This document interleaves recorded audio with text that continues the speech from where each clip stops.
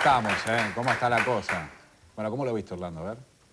Sí, estamos en un momento que parecería, para los que apoyan la gestión del gobierno a grandes rasgos o a pequeños rasgos, en una situación que parecería de un umbral de desaliento. Podría ocurrir eso y uno debe de ser serio cuando ve estas cosas, ese rejunte, como describió la presidenta, y como cree la mayoría, aún los propios involucrados.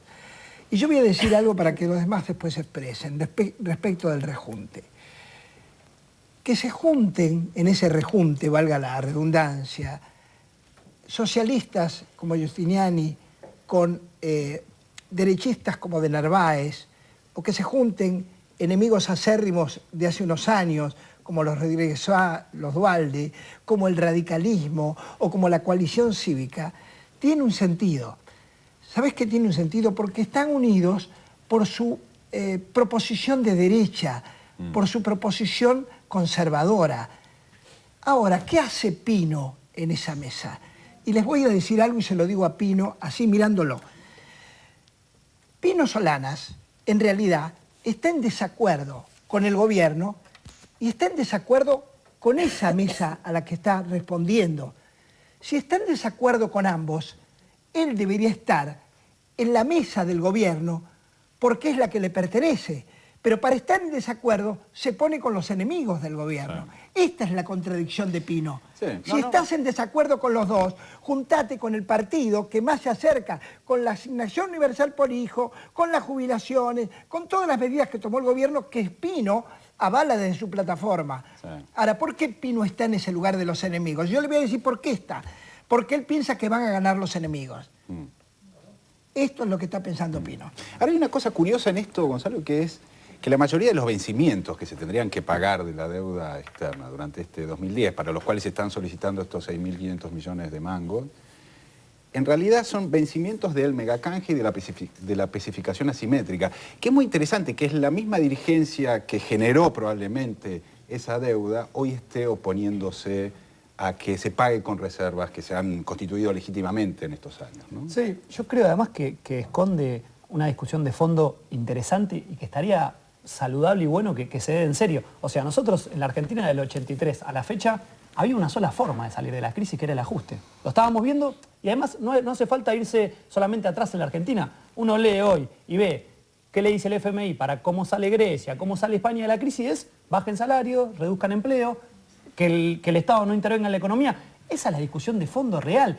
Y yo ahí tengo un pequeño disenso, porque cuando decimos la oposición se junta y no tiene proyecto, ojo, digo, uno lo escuchó a Narváez, uno lo escuchó a Macri, uno lo escuchó a Michetti, tienen proyecto. Ese es el proyecto que te proponen. Dicen, pagar con superávit del Estado. La verdad es, si salimos de la crisis más fuerte económica de los últimos tiempos, con un Estado interviniendo, invirtiendo, sosteniendo el trabajo, fue con una definición clara política. Y creo que eso es lo que se está discutiendo. Ahora también es cierto, y ahí comparto una mirada con Orlando, es que también hay que mirar por qué la sociedad permite que se sienten todos en una mesa si no perdimos nosotros también una batalla por el sentido común. Porque alguien debería pagar un costo en sentarte en esa misma mesa para compartir proyectos, como decía Orlando, que no comparten. Es muy difícil, Gonzalo, ganar esa batalla por el sentido común.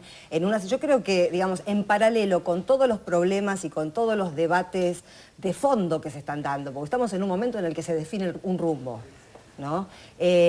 No se puede pensar esto sin el contexto de la ley de medios y sin el engranaje que ponen en marcha. Vos fíjate que a mí lo que me llamó la atención es que tuvo que la presidenta forzar la pregunta. Bueno, así no les gusta, así no quieren, así me obstruyen, díganme de qué manera, que es una cosa...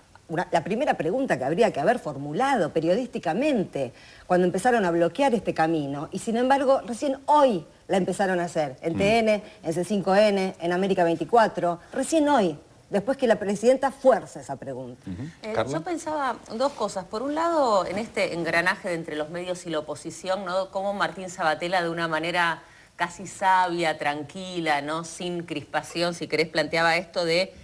Esto que están haciendo de naturalizar verdades, ¿no? Esto no conviene, esto nos va a hacer mal, esta plata no se puede tocar. Esto de naturalizar verdades que no es nada más ni nada menos que instalar mentiras, que es de lo que venimos hablando. Eso por un lado. Y por otro lado, por un segundo corriéndome de las cuestiones de fondo y del modelo que estamos discutiendo, si se va a instalar, si no se va a instalar, si los van a dejar, yo miraba los distintos canales y las transmisiones y las contestaciones desde conferencias de prensa, algunas oficiales y otras montadas por los medios para que la oposición pueda expresar su desagrado y sus agravios, ¿no? Y lo que yo pensaba es, ok, se pueden oponer un montón de cosas, ¿no? Pero esta situación donde están forzando y haciendo como fuerza, la sensación era como fuerza, ¿viste? Cuando la policía reprime con los cosos y te va empujando y te va acorralando con esos escudos hasta que la situación explota. O sea, ¿qué quieren destituir? ¿Quieren que se termine? No. Digo, pero en esa situación sos un traidor a la patria. Sí. Te opongas al modelo que te opongas. ¿Cuál es la situación? ¿Se tienen que ir? ¿No los van a dejar gobernar?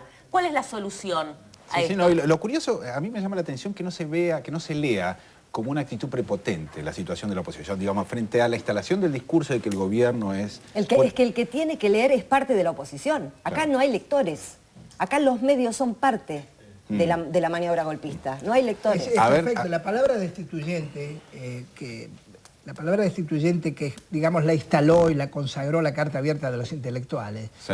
Que viene de destituir, y que uno ve que son discursos destituidores, usando un neologismo que tal vez claro. No exista, ¿no? Pero yo digo que esto que planteaba como lección de periodismo, y te digo que lo aprecio porque me haces pensar, y por eso vengo a veces al programa, porque me hacen pensar todos los debates, la idea de que los periodistas no hicieron la pregunta y la tuvo que hacer la presidenta. Sí. ¿Se acuerdan que se decían las Fuerzas Armadas? Las Fuerzas Armadas son las que hacían los planteos de los golpes de Estado o los planteos militares. Ahora están las fuerzas mediáticas. El conglomerado de fuerzas mediáticas es la que hace el planteo. La oposición, en realidad, que antes golpeaba las oposiciones de antes, no digo de esta gente, porque muchos de ellos son jóvenes y no estaban, aquella oposición que golpeaba los carteles de civil para destituir gobiernos populares, ahora no necesita golpear los carteles, ahora son invitados a los programas de la televisión hegemónica. A ver, quiero escuchar un poco qué es lo que entendés de esta situación. Lo que entiendo de todo esto es que está mal, porque están contra el gobierno y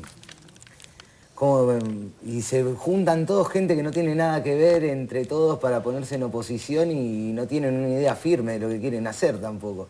Porque después le hacen una pregunta el reportero que estaba y no saben qué contestar y no tienen una idea firme de lo que quieren hacer. No son oposición, pero no se saben expresar. A ver, ¿cómo lo ves? A mí esta explosión que me da vergüenza, tengo 59 años y conozco a todos los personajes, y tengo una vergüenza muy fuerte por la gente joven, de que todos estos tránsfugas se hayan unido para intentar destituir a la presidenta. O limitar, yo no sé si por ahora, digamos... Limitar, está bien. Yo creo que no lo van a lograr. Esto es espuma de leche hervida.